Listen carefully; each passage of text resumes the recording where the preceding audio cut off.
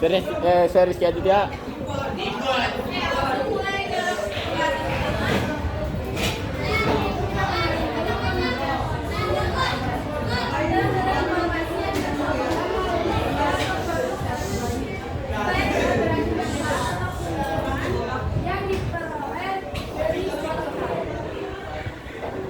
Selanjutnya ada jenis-jenis konten dan manfaatnya.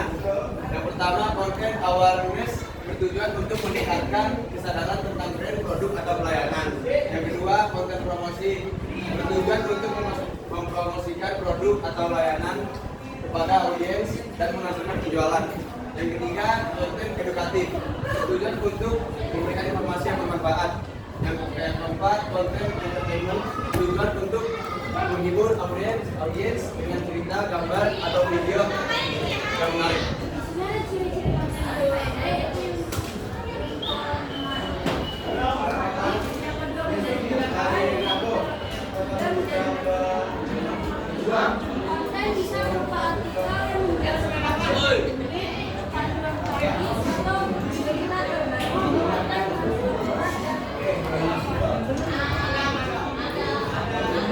Definisi konten kreator.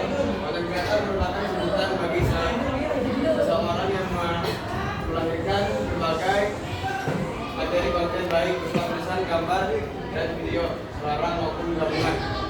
Profesi dengan tugas utama membuat konten dan memberikan informasi dengan nilai tertentu seperti edukasi maupun hiburan di media digital.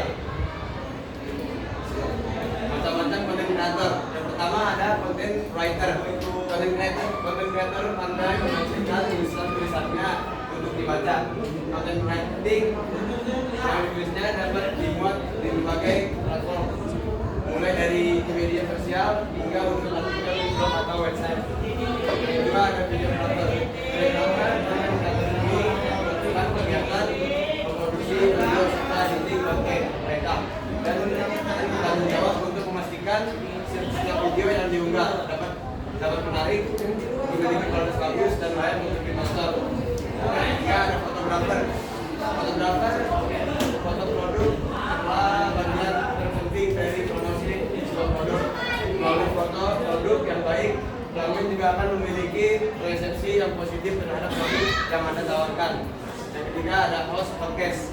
Podcast menjadi salah satu konten audio yang semakin berkembang. Alasannya, podcast tidak hanya menghibur tetapi juga mengedukasi.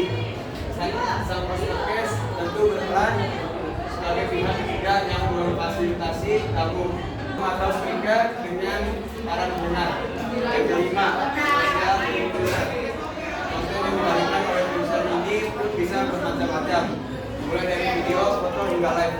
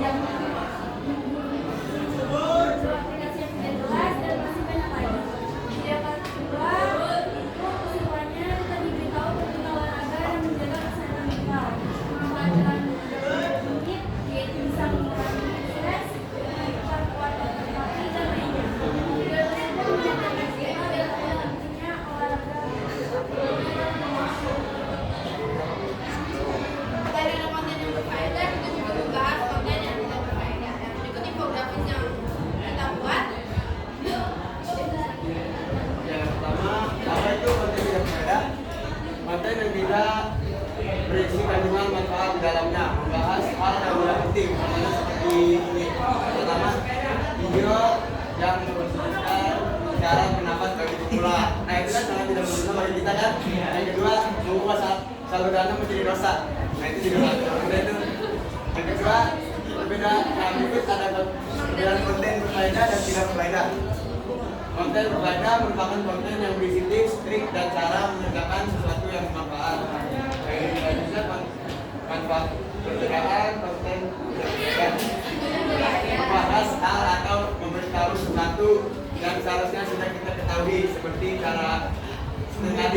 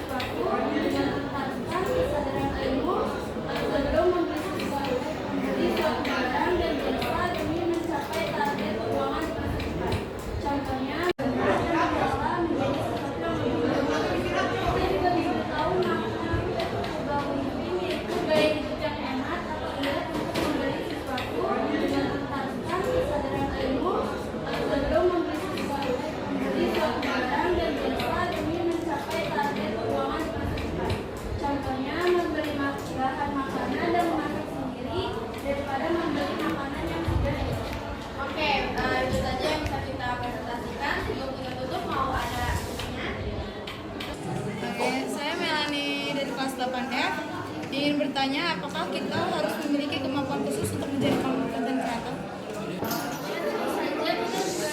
Menjadi content creator kita juga memastikan diri kita itu percaya diri dan juga mungkin menentukan kita akan menjadi seperti apa, bermanfaat atau tidak bagi orang.